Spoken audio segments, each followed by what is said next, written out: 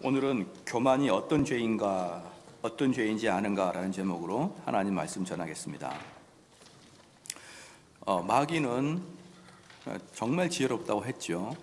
그렇기 때문에 마귀를 우리 인간의 지혜로는 도저히 이겨먹을 수가 없습니다. 그러나 또 마귀가 아무리 지혜롭다고 한들 하나님의 지혜에는 마귀의 지혜가 미치지 못합니다. 그렇기 때문에 답은 결론이 간단히 나와 있죠. 우리가 이 세상 살아가는데 우리의 지혜를 의지하지 않고 하나님의 지혜를 의지해 살아가면 능히 마귀를 이길 수가 있는 것이에요. 그럴 때야 비로소 마귀가 묶여있는 사자인 것이지, 우리가 하나님의 힘을 빌리지 않으면 마귀에게는 백전백패인 것입니다.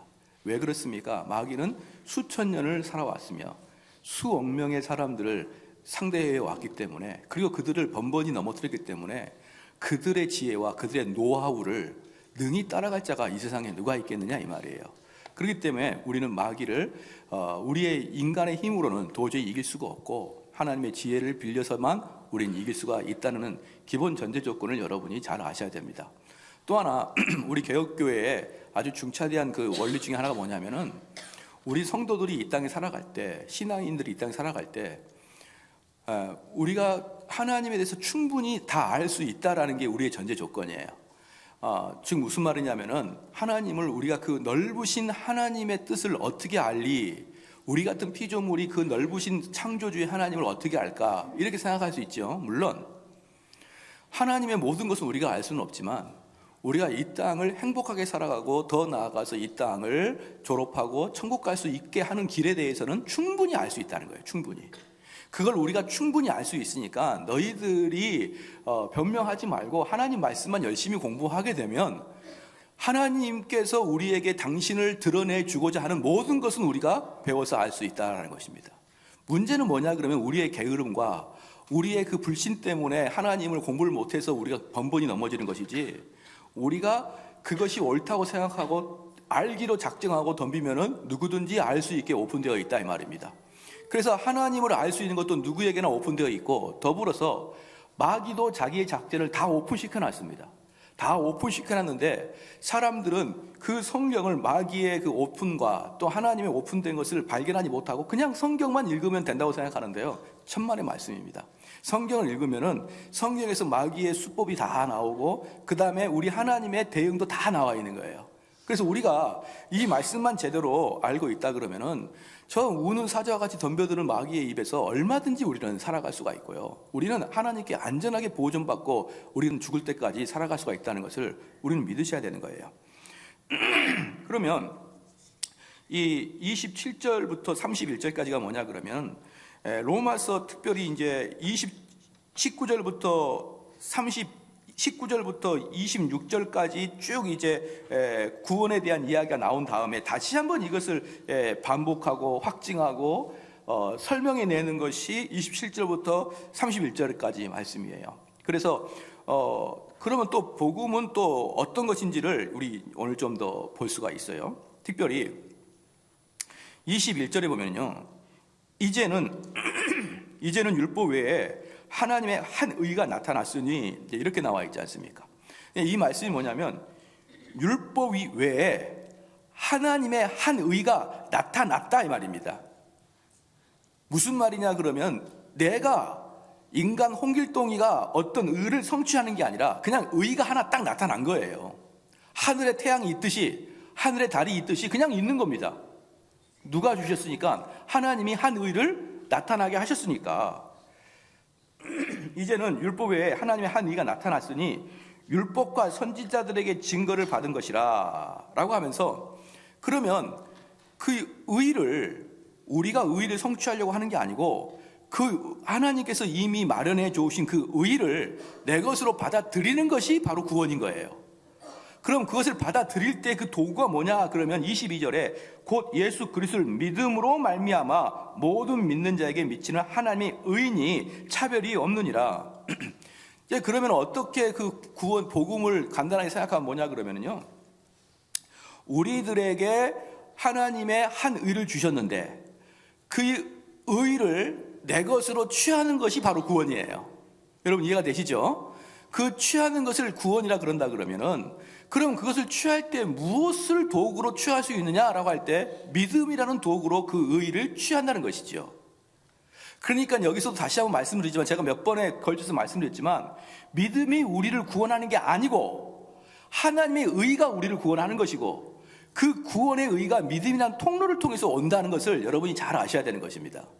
그렇기 때문에 우리의 구원은 하나님의 의인 것이지 그 어떤 것도 아니다라는 게 지금 21절, 22절, 23절 계속 이렇게 나온 이야기입니다. 그러면 도대체 그럼 그렇게 하나님께서 우리에게 왜 이런 구원의 도를 우리에게 줬느냐? 열심히 노력해서 여러 가지 구원의 도가 있을 수 있지 않습니까?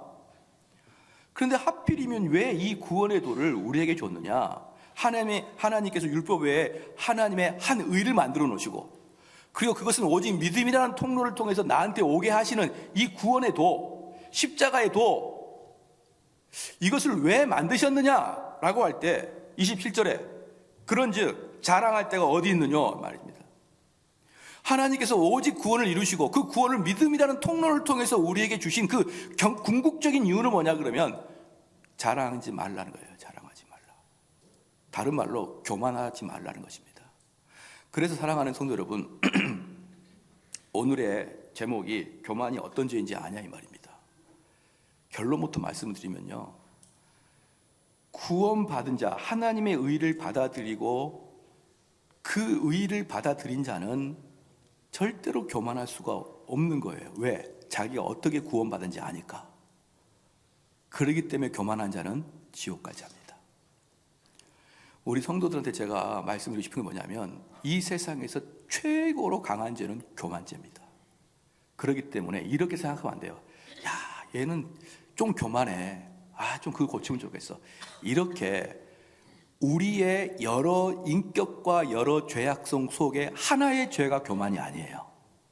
교만은 어떤 죄보다 하나님이 가장 싫어하시고 대적하시고 지옥으로 끌고 가는 그런 교만입니다.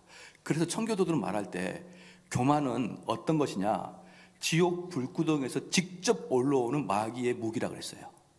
다른 걸 거치지 않고 다이렉트로 거치지 않고 우리 인간의 경우는 인간에게 가장 사용하기 쉬운, 그리고 마귀의 가장 강력한 무기는 교만이고, 이 교만은 모든 사람을 하나님과 대적하게 하고.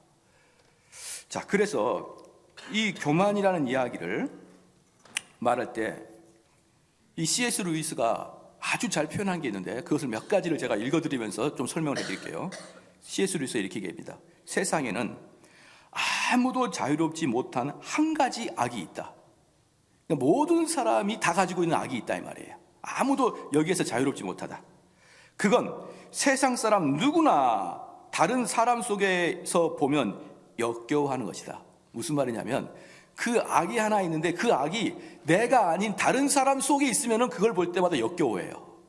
다른 사람 속에 있으면 역겨워해요. 그러면서도 그리스도인들 외에는 누구도 그것을 죄라고 생각하지 않는다 이 말이에요. 누구도 죄라고 생각하지 않는다. 사람들은 자기들이 성질이 못됐거나 술과 여자를 절제하지 못한다거나 소심하다는 것은 오케이, 내가 수긍한다. 내가 그 부분에서는 내가 죄 있는 걸 수긍한다. 하지만 그리스도인이 아닌 사람이 위에서 말한 그 악으로 자기를 비판하는 것을 나는 한 번도 들어본 적이 없다는 것이죠. 그러니까 C.S. 루이스가 뭐라고 했냐면, 그리스도인이 아닌 사람들이 교만이 죄다라고 말하는 사람은 없다는 거예요. 자기가 교만하니까 자기가 죄인이라는 걸 이야기하지 않는다는 거예요. 그 여기서 무슨 말을 하냐면, C.S. 루이스가 어떻게 표현하냐면, 참된 그리스도인은 교만이 죄라는 걸 깨닫는데, 교회를 다니면서도 교만한 것이 그렇게 큰 죄인 걸 깨닫지 못한 자는 가짜 그리스도이나 그 뜻을 이야기하는 거예요. 그렇기 때문에 그리스도인들은 그리스도인이 아닌 사람이 다른 사람에게 그것을 발견할 때 조금이라도 관용하는 것을 나는 한 번도 보지 못한다. 또 뭐냐 그러면, 그리스도인이 아닌 사람들은 다른 사람들 모습 속의 교만을 보고 관용하지 못하는 거예요. 이건 무슨 말입니까? 그리스도인들은 다른 사람의 교만을 보고 넘어갈 수 있다는 거예요. 근데 그리스도인이 아닌 사람들은 다른 사람의 교만을 보고 참을 수가 없이 한마디 하고 말 겁니다. 그러면 그 악보다 사람을 더 비난받게 만드는 것도 없고, 그 악보다 스스로 의식하기 힘든 것도 없다는 거예요. 그러니까 이 악은 얼마나 나쁜지 다른 사람들 속에 있는 것은 금세 찾아내는데 자기 속에 있는 것은 절대로 발견하기 어렵다는 것입니다. 스스로 그 악을 더 많이 가지고 있을수록 남들에게서 발견되는 그것을 더욱더 혐오합니다.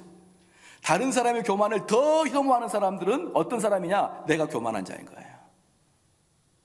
놀랍죠?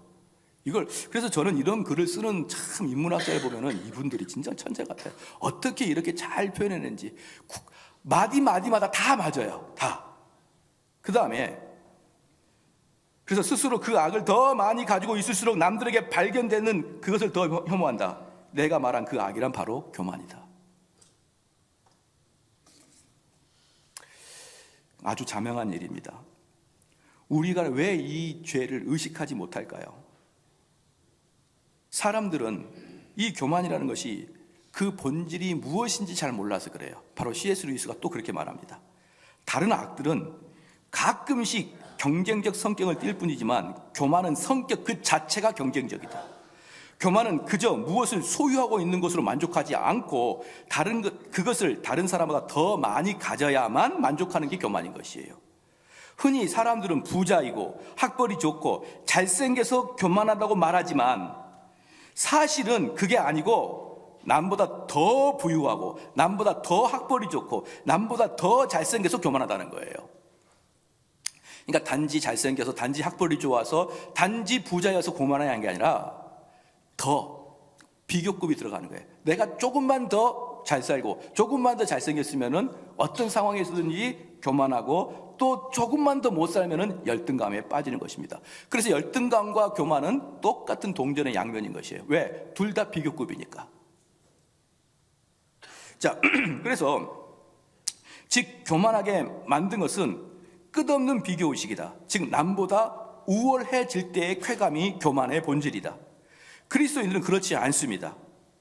창조 이래 모든 민족, 모든 가정의 비참함을 일으킨 주된 요인이 바로 교만인데, 자, 여기서 보면은 비교급을 제가 참 볼 때 제가 깜짝 놀란 게 있는데, 저와 여러분에게는 별로 해당이 되는 사항이 아닌데, 옛날에 한 번은 제가 그 서울대 법대생을 좀 대화를 해본 적이 있었거든요. 야, 참 서울대 법대생이니까 좀 좋은 게 많더라고요. 옛날 보면은 택시를 타고 쭉 가다가 택시 기사가 이제 그 학교가 늦어가지고 서울대까지 택시를 타고 가면은 기사가 묻는데요. 아유, 그 무슨 과입니까? 그럼 법대입니다. 그럼 택시비도 안 받고 내린 경우가 많대요. 큰일 하셔야죠. 큰일 하셔야죠. 이러면서. 그래서 참 그거 알았으면 저도 거기 가는 건데 그걸 몰랐어요. 제가 그때는. 몰라가지고 갈 필요가 없다라고 생각했는데, 그래서 이제 이 법대생들을 이야기하면 얼마나 공부를 잘하는 사람입니까? 그런데 물어보니까 서울대학교 법과대학입니다. 법과대학이라는 것은 뭐냐면 단과대학이라는 뜻이에요. 단과대학. 그럼 단과대학 안에는 과가 있어야 될 거 아닙니까? 그러니까 서울대 법학과가 아니라 법학대학교, 그 다음에 무슨 과 이렇게 나가는 거예요. 그렇기 때문에 어쩔 수 없이 법대 안에 사법학과와 공법학과로 나눴대요. 사법과 공법과로, 두 과로. 그런데 그분이 저한테 이야기 중에 뭐라냐면 성적으로 자른답니다. 사법과가 좀 더 공부를 잘하고 공법과가 좀 더 공부를 못한대요. 그래서 저는 서울대 몇 학번 법대생입니다. 그럼 얘는 공법학과구나 이렇게 한답니다. 사법학과는 서울대 몇 학번 사법과입니다 이렇게 얘기한대요. 그래서 자기들은 공법학과를 쳐주지 않는데요. 공부도 못한 애들. 그리고 걔네들은 컴플렉스가 있어가지고 법대생이라고만 얘기하고. 야, 거기서도 뭐가 있습니까? 더가 있어요. 처음에 말씀드렸죠. 저와 여러분은 상관없는 지역이라고. 그럼 우리는 아무 상관이 없어요. 그저 그런 일이 있구나. 거기에도 그들 나름대로끼리 그 몇 점 차이로 전국에서 최고 공부 잘하는 애들이 모여있는 곳에서도 열등감을 가지고 교만함을 가집니다. 교만이라는 것은요, 내가 최상위권에 있어서가 문제가 아니라 뭐가 문제입니까? 비교급이에요. 그렇기 때문에 겸손은 결코 만족할 수가 없습니다. 언제든지 나보다 더 뛰어난 애가 있고 더 잘난 애가 있고 더 예쁜 애가 있으니까 교만이라는 것은 결코 죽을 때까지 만족할 수가 없습니다. 그 C.S. 루이스가 이렇게 말하면서 왜 그러냐 그러면 이 교만이라는 그 본질 자체가 하나님과 같아지려고 하는 성길이 교만이기 때문에 그렇다라고 이야기하는 거예요. 즉 천상천하 유아독전, 자기가 맨 끝에 있어야지만 그때가 만족하는 게 교만이기 때문에 교만은 죽을 때까지 벗을 수가 없는 게 교만인 것입니다. 그러면서 C.S. 루소가 이렇게 또 얘기합니다. 다른 악들은 오히려 사람들을 더욱더 가깝게 만드는 수가 있습니다. 예컨대 강도들도 팀워크가 있어야 될 거 아닙니까? 그러니까 강도들도 서로 이야기할 때 뭐라고 합니까? 너 배신하지 마라. 이래서 강도들도 사이 자기들끼리 배신하지 않고 뜨겁게 우정을 나눌 수 있어요. 그리고 그들은 같이 음식도 먹고 같이 술 한잔도 먹고 또 같이 깔깔 웃기도 하고 유머도 하고 같이 배신도 안 하고 뜨거운 우정을 같이 강도가 나눌 수 있다 이 말입니다. 어떤 죄든지 팀워크를 이루면서 그 죄를 이끌어갈 수 있는데 오직 교만한 자들은 같이 일할 수 없다는 거예요. 강도들도 같이 일하고 음행한 자도 같이 일하고, 그렇죠? 나쁜 짓을 부정부패하는 사람도 같이 일할 수 있지만 교만한 자는 절대로 둘이 같이 있을 수 없다. 왜? 교만은 최고의 악이니까. 이게 바로 C.S. 루소가 말하는 교만입니다. 그래서요, 청교도가 그렇게 이야기하더라고요. 교만은 우리의 속옷과 같다. 속옷. 왜 속옷과 같냐 그러면 제일 먼저 입었다. 옷을 입을 때 제일 먼저 입죠. 그리고 옷을 벗을 때 제일 마지막에 벗는 게 속옷이다. 그때 교만은 여러분이 인생이 시작될 때 있고 죽을 때 끝나는 게 교만이다. 그렇게 표현하고 있습니다. 여러분, 근데 그 교만이 하나님이 대적하는 거예요. 그게 바로 우리를 공포에 떠는 거예요. 어떤 사람이든지 교만은 시작할 때부터 생겨서 마지막에 꼴까닥 할 때까지 벗지 않는 게 교만인데 그 교만을 하나님이 대적한다고요. 그래서 이사야서 14장 13절 14절 말씀에 내가 하늘에 올라 하나님의 뭇별 위에 나의 보좌를 높이리라. 내가 북극 지폐에 산 위에 좌정하리라. 가장 높은 구름 위에 올라 지극히 높은 자와 비기리라. 이게 교만한 그 마귀의 속성인데 하나님과 나는 비기리라 이렇게 얘기한 것입니다. 창세기 3장 5절 말씀에 하와가 가졌던 교만은 뭐냐면 하나님과 같이 되어 선악을 알 줄을 알미라. 하와도 하나님과 같이 되려고 했습니다. 그러면 교만의 본질이 뭐냐 그러면 하나님과 같이 되는 게 본질이에요. 여러분, 이게 첫 번째 주제입니다. 하나님과 같은 위치에 들려고 하는 것. 그러면 목사님, 저는 한 번도 하나님과 같은 위치에 올라간 적이 없는데요 라고 이제 말을 하는 분이 계시잖아요. 그래서 제가 어떤 게 하나님 위치인지를 제가 말씀드릴게요.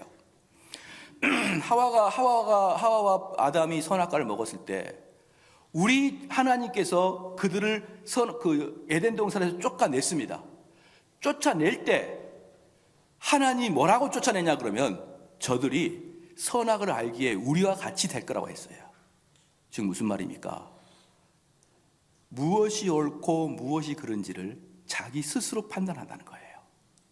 원래는 무엇이 옳고 무엇이 그른지는 하나님이 판단해야 되는데 이제는 무엇이 옳고 무엇이 그른지를 하나님이 아니라 내 스스로 판단한다는 것입니다. 좀 더 구체적으로 말씀을 드릴게요.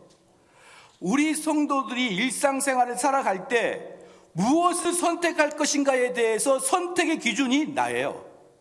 내가 좋고 나에게 유익하고 내가 감동되고 그럴 때 이렇게 선택하는 것이 기준이 최종적으로 마지막에 납니다. 원래는 누가 돼야 되는데 하나님 말씀이 뭐라고 하는지 하나님의 원리가 뭔지를 깨닫고 그 원리대로 선택을 해야 되는데 그 원리는 온데간데 없고 내가 일주일 동안 살아갈 때 무슨 선택을 하든지 내가 최종적인 마지막 자예요. 내가 좋으니까 내가 옳다고 생각하니까 나이가 참 재밌으니까. 여러분, 게임할 때 왜 게임합니까? 하나님을 염두에 둡니까? 아니잖아요. 내가 재미있으니까 게임하는 것이고요. 내가 심지어 이 교회도 왜 오는 겁니까? 내가 설교를 들어서 은혜가 되니까 오는 거예요. 심지어 교회 올 때까지도 내 중심인 것입니다. 여러분, 이게 아까도 말씀드렸지만 왜 청교도들이 우리 교만을 우리의 속옷이라 그래가지고 시작할 때 입고 마지막에 벗느냐 이렇게 얘기하냐면요, 우리가 교회를 나와도 그 교만을 떨칠 수가 없기 때문에 그러는 거예요. 우리는 교회를 나오면 그런 것을 잊어버릴 것 같은데, 교만이라는 것의 맨 마지막에 하나님과 비길 것이며, 그 본질이, 그 하나님과 비긴다는 것의 특징이 뭐냐 그러면, 내가 옳다고 생각하는 것을 선택해서 하는 것이 하나님의 자리라 그런다 그러면, 여기 있는 분 중에 그것을 졸업하는 분이 누가 계신가요? 아무도 없어요. 아무도. 그런데 그 교만을 하나님이 대적하겠다는 것입니다. 그래서 이 교만의 본질은 결코 만만한 게 아닙니다. 아까도 제가 서두에 처음에 말씀드렸지만, 마귀가 그렇게 만만한 존재가 아니에요. 우리는 이쯤이면은 내가 좀 섰구나, 내가 이제 좀 건실하구나, 그럴 때 넘어질까 조심하라 그랬어요. 악한 마귀는 우리가 바로 이 자리가 이제 안전한 자리구나, 반석이구나 라고 할 때 바로 옆에다가 함정을 파고 구덩을 파놓는 거예요. 그러므로 사랑하는 성도 여러분, 오늘 교만과 이게 어떻게 우리를 함정에 빠뜨리는지를 한번 살펴볼 것입니다. C.S. 루이스가 또 이렇게 얘기했습니다. 여러모로 보나 교만에 사로잡힌 사람들은 어떻게 하나님을 믿는다고 할 수 있으며 어떻게 신앙이 깊은 채 할 수 있습니까? 그럼 다시 말씀드리겠습니다. 지금 C.S. 루이스가 그렇게 얘기했는데 제가 좀 설명해 드릴게요. 겸손을 내 뜻이 아닌 나는 너무나 부족하니까 하나님의 뜻에 맡기겠습니다 라고 말하는 게 겸손이라고 했죠. 교만은 뭐냐 그러면 하나님이 아니라 최종적인 결정을 내가 하는 게 교만이죠. 지금 C.S. 루이스가 뭐라고 하냐면, 그렇게 매번마다 최종적인 선택을 너가 한다 그러면 누가 하나님 말씀에 순종하고 살아가냐 이 말이에요. 그러니까 너가 삶을 살 때 이것이 나한테 가장 유익하고 가장 재밌고 가장 하고 싶어서 한 대로 살아가는 사람을 무슨 그리스도인이다 이렇게 표현하냐 이 말이에요. 그렇기 때문에 루이스가 말하는 게 뭐냐면, 교만한 자가 무슨 그리스도인이냐 이 말이에요. 그것은 가상적인 하나님을 믿는다는 것을 뜻한다는 것입니다. 그 사람이 비록 교회에 앉아있지만 모든 판단의 근거가 자기에 달려있는데, 그럼 왜 그가 교회를 다닙니까? 라고 말할 때 C.S. 루이스는 가상적인 하나님을 산정해놨다는 것이에요. 가상적인 하나님을. 그것은 가상적인 하나님을 믿는다는 것을 뜻하기 때문에 두려운 일이다. 근데 그는 하나님을 섬긴다고 말하고 있기 때문에 더 두렵다 이 말입니다. 그들은 이 가상적인 하나님 앞에서 말로는 자기들이 아무것도 아니라는 것을 인정하지만 실제로는 그분이 자기를 인정하시고 보통 사람들보다 훨씬 나은 사람들이라고 생각하신다고 자기를 하루 종일 생각한다. 무슨 말입니까? 나는 뭐 그래도 괜찮은 사람이야 그리고 살아간다는 거예요. 하루 종일 내가 정말 나쁜 놈이다 이게 아니고, 나는 뭐 그래도 이 정도면 됐지 뭐 그러고 살아가는 거예요. 그들은 하나님께 몇 푼어치도 안 되는 가상적인 겸손을 바치고 아주 비싼 교만을 받아내어 이웃에게 내민다. 이게 뭐냐 그러면요, 하나님께 몇 푼어치도 안 되는 가상적인 겸손, 즉 얼마 손해도 보지 않는, 뭐 제가 별 볼 일 있습니까? 저는 뭐 나쁜 놈이죠, 이렇게 몇 마디 던지고 저 사람이 겸손하다는 그런 칭찬을 덤뻑덤뻑 받아낸다 이 말이에요. 저는 목사님의 신발끈을 감당하기도 어렵습니다. 그런 사람이 나중에 목사님을 쫓아내는데 앞장선다는 속담이 있어요. 그러니까 그 사람들은 겉으로는 아주 겸손한 척하지만 그 겸손을 좀 해준 다음에 실컷 칭찬을 받아낸다 이 말입니다. 신앙생활에 우월감을 느끼게, 무엇보다도 다른 사람들에게 대해 우월감을 느끼게 합니다. 우월감을 느끼게 한다면 그는 하나님께 붙잡혀 행동한 것이 아니라 마귀에 붙잡혀 행동하게 되는 것입니다. 진정으로 하나님을 모시고 사는 자가 사는가 하는 것은 진정으로 자신을 잊어버리고 있느냐가 중요한 것이고, 자신을 왜소하고 누추한 존재로 생각하기에 따라 판가름이 난다. 자신을 왜소하게 생각하는 것보다 자신을 아예 잊어버리는 것이 우리의 목표다. 이게 C.S. 루이스가 말했던 겸손과 교만의 문제입니다. 지금 루이스는 뭐라고 이야기하냐면, 교만은 하루 종일 자기를 생각하는 자고, 이게 그리스로 넘어오면서 겸손함으로 넘어갈 때는 점점점 자기를 생각하는 것이 줄어들고 그리스도 생각하는 게 늘어나는 게 겸손이라 이렇게 표현합니다. 사랑하는 성도 여러분, 어떻습니까? 우리 성도들은 이 하나님 전에서 하나님 말씀을 듣고 있음에도 불구하고 월요일부터 토요일까지 온전히 자기 중심. 여기서 자기 중심이라는 것은 자기 육체뿐만 아니라 자기의 사업, 자기의 건강, 자기의 자녀, 자기의 주변까지 모든 걸 통틀어서 그것만 생각하다가 주일날 교회 오는 거예요. 그러면 그 사람들은 하나님 말씀을 잘 이해도 못합니다. 왜? 하나님 말씀은 끊임없이 그런 자가 교만한 자요. 그 교만한 자를 하나님이 대적하는 자예요. 여러분 스스로 이 설교를 듣고 한번 생각해 보십시오. 내가 왜 지금 이 일을 하지? 이건 내 유익을 위함인가? 아니면 하나님의 뜻에 따라서 내가 살아가고 있나? 한번 생각해 보십시오. 그래서 제가 처음에 말씀을 드렸을 때 우리 마귀 머리 못 따라갑니다. 우리 인간은요, 아무리 노력해도 마귀 머리 못 따라가는 거예요. 오직 하나님의 지혜만. 근데 놀랍게도 감사하게도 은혜롭게도 하나님은 그 마귀의 속셈을 다 알 수 있도록 성경에 다 기록했다 이 말이에요. 그래서 우리는 그것만 잘 따라 살게 된다면 마귀의 함정에 빠지지 않는다는 것을 믿으시기를 주로 축원합니다. 소망을 가져야 돼요. 마귀 별거 아닙니다. 이미 마귀도 자기 수법을 다 오픈해 놨고요. 하나님도 자기의 방법을 다 오픈해 놨습니다. 우리는 지피지기면 백전백승입니다. 마귀가 무엇을 원하는지 그거 배우고 하나님이 어떤 방도를 취했는지 그거만 보면은 우리는 다 이길 수가 있는 것입니다. 가끔 어떤 사람들이 그러죠. 조그만 돈을 투자해서 많은 걸 써야 돼요. 예컨대 봅시다. 우린 가끔 TV 보면은 좀 괜찮은 배우들이 나와가지고 여러분의 3만 원은 에티오피아 난민의 한 달 식사를 제공합니다.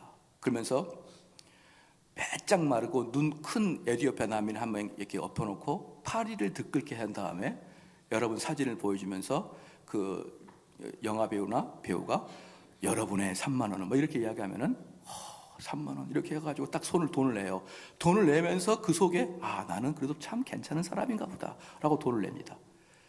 조사에 가면요, 여러분들이 돕는 그 돈 있지 않습니까? 후원금의 95%는요 그 후원회를 조직하는 사람들의 월급으로 들어가요. 그건 알고, 아니 그들도 월급을 받아야 일을 할 거 아니겠습니까?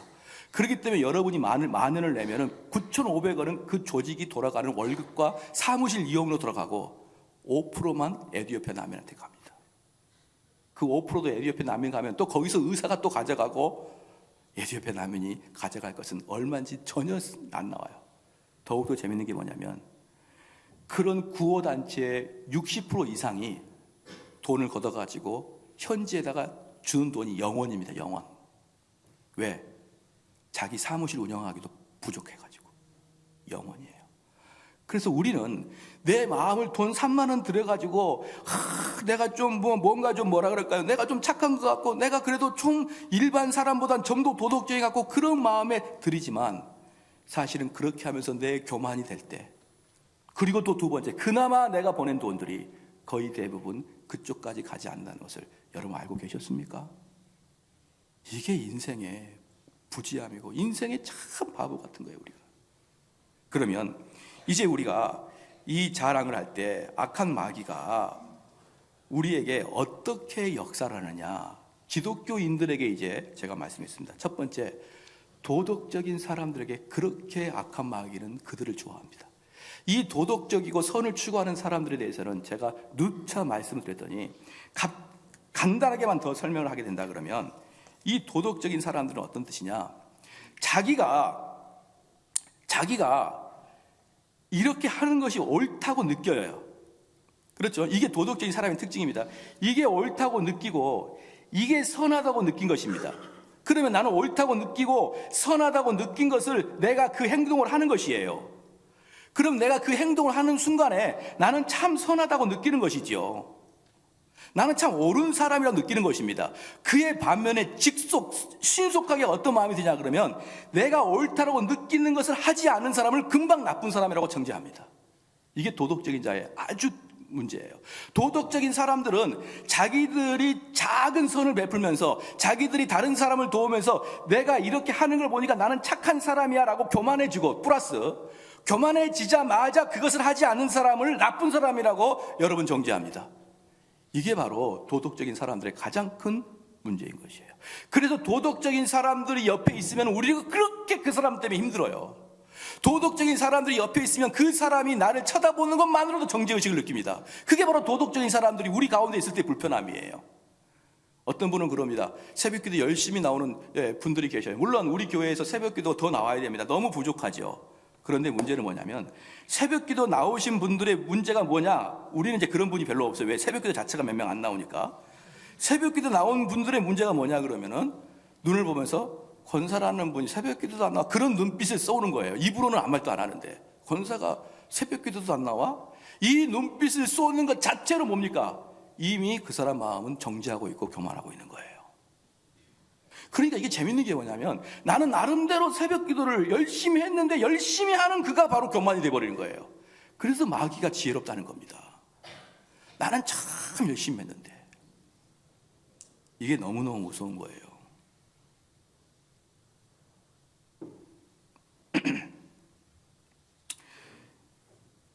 로마서 3장 10절 말씀 보겠습니다. 로마서 3장 10절 말씀. 뭐라고 써 있습니까? 기록된 바 의인은 없나니 하나도 없으며.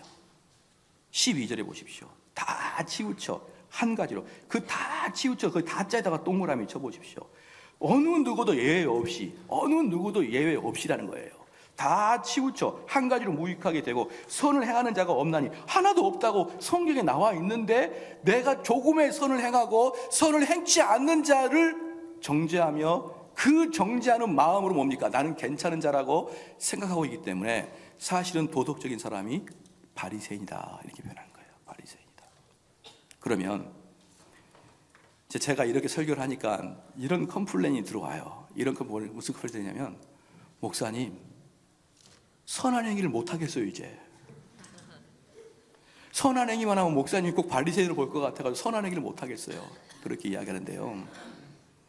왜 제가 이렇게 선을 행하는 자들에게 강력하게 비난을 하냐 그러면 너무 지나치게 선한 행위를 하는 사람을 높이 평가하기 때문에 그렇다 이 말이에요.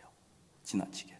그러나 내 마음에 참된 그리스도가 있는 자가 어찌 그의 삶이 그리스도를 닮지 않겠습니까? 당연히 선한 행위가 나오는 것이죠. 그렇게 되면 이겁니다. 선한 행위가 나온 사람들은 어떤 사람입니까? 교만한 사람이든지 아니면 거듭난 사람이든지 둘 중에 하나예요. 그래서 겉으로는 표현이 안 됩니다. 예컨대 이겁니다. 삭개오가 우리 예수님을 보려고 나무를 기어 올라가지 않습니까? 그 나무를 기어 올라갈 때 예수님을 보고자 하는 마음으로 나무를 기어 올라가는 것은요 겸손의 극치입니다. 겸손의 극치예요. 내가 꼭 예수님을 봐야겠다. 내가 예수님을 봐야만 돼. 겸손입니다. 근데 그 삭개오가 자기의 나무 타기를 자랑하기 위해서 나무에 올라가는 건 교만의 극치예요. 그러므로 사랑하는 성도 여러분, 겸손과 교만은 똑같이 드러납니다. 둘 다 나무 타고 올라가요. 근데 그 마음 상태가 우리 주님이 아니면 안 되겠다 싶어가지고 올라간 자하고 내가 얼마나 나무를 잘 탄지 사람들을 보여주려고 올라가는 것은 그 마음 상태는 정반대인 것입니다. 그러므로 사랑하는 성도 여러분, 참된 그리스도인들의 삶의 형태는 바리새인과 같이 나타나게 되어 있는 거예요. 율법을 지키며 가난한 자를 도우며 그들을 긍휼히 여기는 마음으로 드러납니다. 그러나 바리새인과 같은 마음을 갖고 바리새인과 같은 행동을 갖고 있지만 그 행동 때문에 교만한 마음을 갖고 있는 사람들은 패망의 선봉입니다. 똑같이 둘 다 나무에 올라가지만 똑같이 둘 다 선을 행하지만 하나는 지옥이고 하나는 천국인 것입니다. 사랑하는 성도 여러분, 믿으시기를 주님을 축원합니다. 겸손은 마음에 달려있는 거예요. 외부가 아닙니다. 겸손은 내 뜻대로 살려고 하는 게 아니라 하나님의 뜻만이 나를 올바로 인도한다는 것을 깨닫는 자들이 하나님 말씀에 내 뜻을 무릎을 꿇는 것이지, 겸손을 가장한다고요. 목사님, 저는 저는 메뚜기와 같은 존재예요. 저는 아무것도 없어요. 그렇게 메뚜기 같은 존재가 메뚜기 떼로 오면 아주 무서워요. 두 번째, 경건한 느낌입니다. 첫 번째는 뭡니까? 도덕적인 것을 자꾸 하게 되면서 그 도덕적인 것으로 자기가 괜찮다고 느끼는 사람 마음. 두 번째, 경건한 느낌입니다. 이 사람은 뭐냐 그러면 당연히 이 사람들도 두 번째도 다 교회예요. 지금 교회 안에 있는 사람들이 빠질 수 있는 문제를 여러분에게 말씀을 드린 겁니다. 두 번째는 경건한 느낌이에요. 목사님, 저는 단 한 번도 하나님을 잊어본 적이 없어요. 목사님, 나는 하나님을 생각하면 마음이 따뜻해요. 목사님, 내가 그렇게 도덕적인 사람은 아니지만 그러나 나는 하나님을 사랑하는 마음이 변함이 없어요. 때때로 주님을 생각하면 눈물이 납니다. 나는 하나님은 나를 너무나 사랑하신 것을 확신합니다. 저는 구원받음에 대해서 한 번도 의심해보지 않았습니다. 이런 것들이 느낌이에요. 느낌. 근데 첫 번째 도덕적인 사람의 문제를 실컷 이야기하게 되면 사람들 뭐라고 하냐면 도덕적인 이제 행위도 안 하면서 뭡니까? 예배 시간에 느끼는 그 느낌, 그 따뜻한 느낌, 오늘 예배 와서 하나님 말씀 들을 때 그 포근한 느낌, 주께로 가까이 눈물이 쭉 쏟아지는 그 느낌, 그 느낌은 사실 종교인들은 떨쳐내기 되게 어렵습니다. 그것을 내가 지금 하나님의 사람이라는 근거로 삼을 때가 많다 이 말이에요. 여기에서 스펄전은 이렇게 얘기했습니다. 영혼들아, 이것은 행위에 집착한 것으로서 아주 저주받을 만한 것이다. 이것은 나는 내 행위에 의존한다라고 말하는 대담한 행위입니다. 사랑하는 성도 여러분, 지금 스펄전은 뭐라고 하냐 그러면요, 우리의 행위를 어디까지 포함하냐 그러면 내가 다른 사람을 돕는 것을 당연히 행위고 플러스 내 마음에 느끼는 것까지 행위 안에 포함을 됩니다. 즉 지금 스펄전이 이야기할 때는 우리 육체의 느낌도 행위로 포함시켜요. 육의 것으로. 그럼 뭐라 그러냐면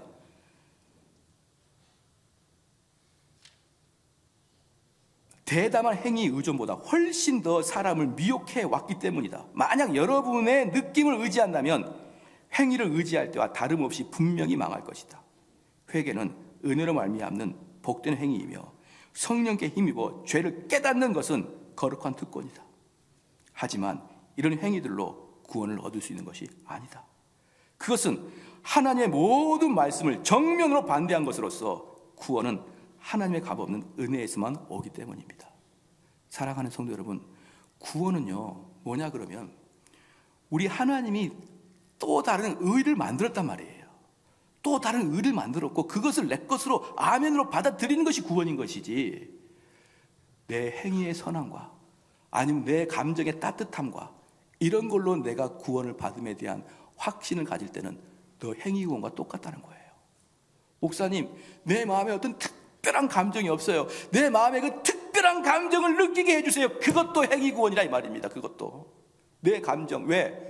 구원의 기준을 지금 나한테 두고 있는 것이잖아요. 내가 무엇을 느끼냐의 감정을 두고 있지 않습니까? 그것도 행위 구원이라는 것입니다. 로마서 3장 11절 말씀에 깨닫는 자도 없고 하나님을 찾는 자도 없다라고 얘기했습니다. 그러므로 사랑하는 성도 여러분, 우리는 하나님을 향해서 따뜻하고 하나님 향해 찾고 그분에게 의지하고 그러지 않아요. 우리는 다시 말해서 하나님이 우리에게 찾아오시는 것이지 우리가 하나님에게 가고 우리가 하나님께 뭔가를 하고, 여러분 이게 아닌 것입니다.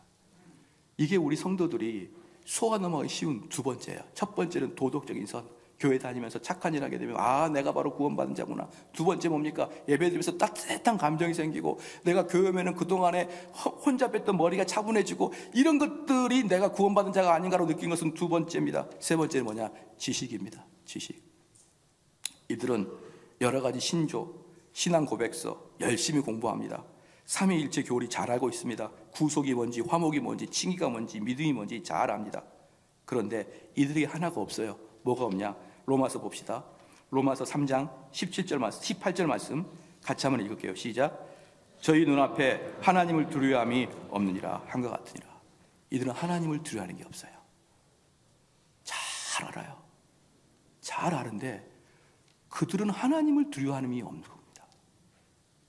하나님을 두려워하지 않으면요, 신학 박박사라 그래도요 죄 앞에서 허물어지고 말아요.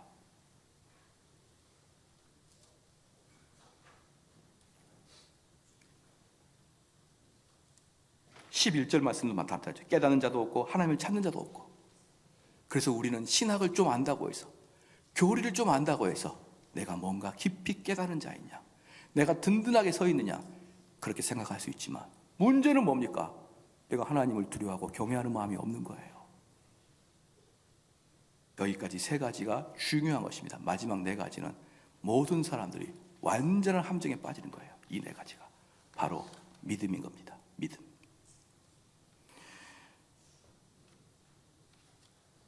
한번 제가 상상적으로 퀴즈를 한번 내보겠습니다. 상상적으로 퀴즈를 내볼게요.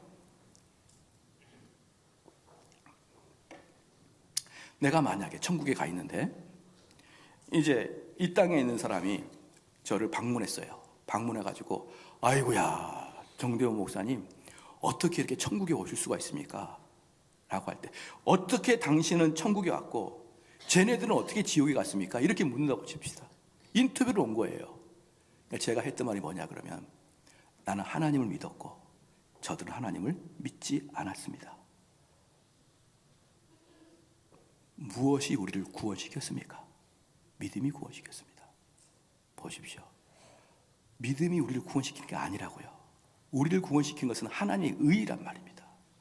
그렇기 때문에 그렇게 말하게 되는 것이 바로 믿음에 의한 공로주의예요. 내가 믿었으니 하나님이 나를 구원시켰다. 너는 믿지 아니하니 구원받지 못한다. 아닙니다.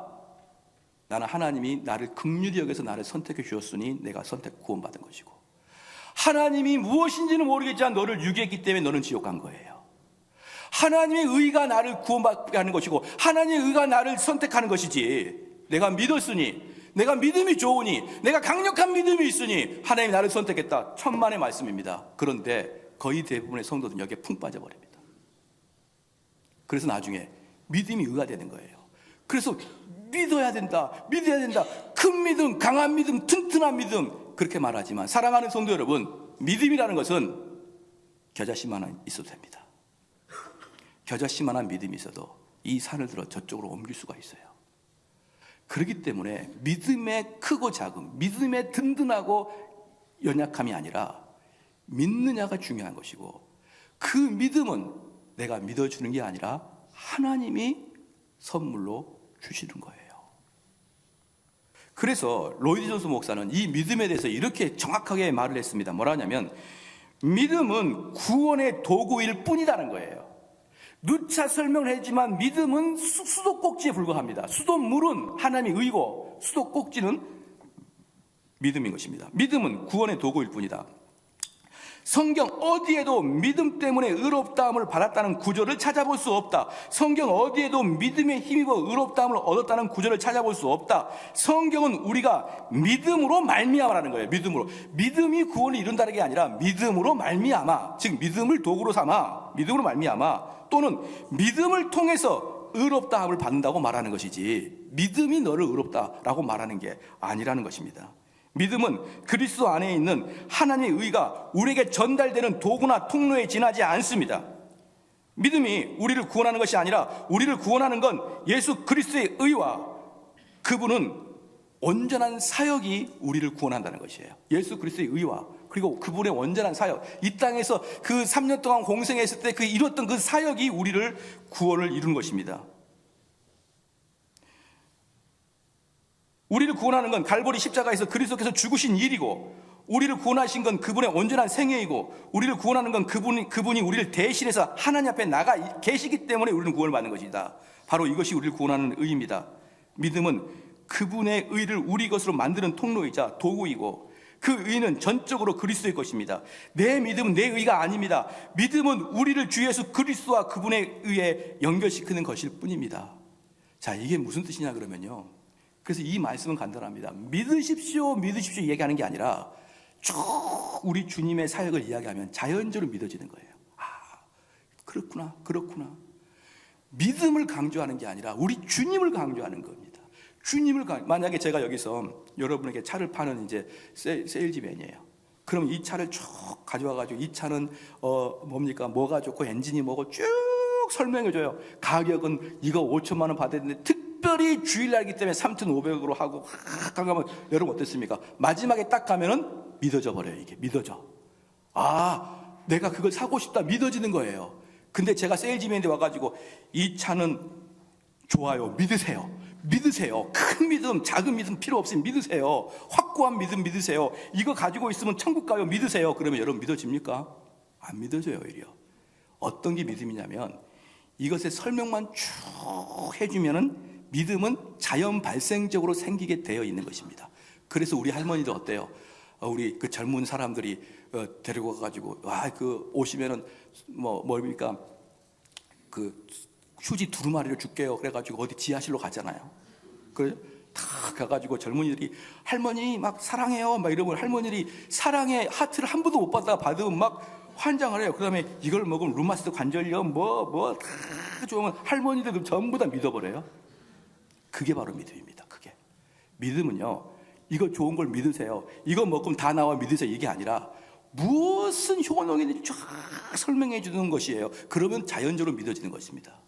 마찬가지로 설교는 뭐냐, 하나님이 하신 그 일, 예수 그리스도께서 일생을 이루면서 있었던 그 일, 우리를 위해서 대속하신 그 일, 그걸 쭉 설명해 주면 믿어진다 이렇게 이야기하는 것이 바로 구원받은 자의 특징인 것입니다. 사랑하는 성도 여러분, 결론을 말씀드리겠습니다. 이런 분들 있죠. 목사님, 내가 잘 느껴지지 않아요. 목사님, 내가 구원받았는지 어떻게 확신합니까? 그렇게 마음 먹는 자들이요, 그게 바로 죄예요. 그게 여전히 자기를 의지하고 있는 것입니다. 그게 여전히 예수 그리스도 바라보지 못하고 있는 거예요. 그럼 시간이 지나면 어떻습니까?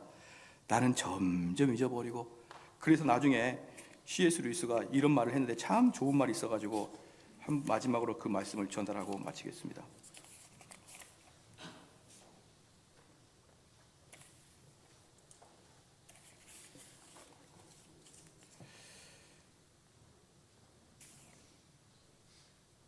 제가 여기 보면 뭐라고 하냐면요, C.S. 루이스가 마지막에 말할 때 그들은 결국은 점점 자기를 잊어버리고 예수 그리스도에게 초점을 맞추기 시작한다.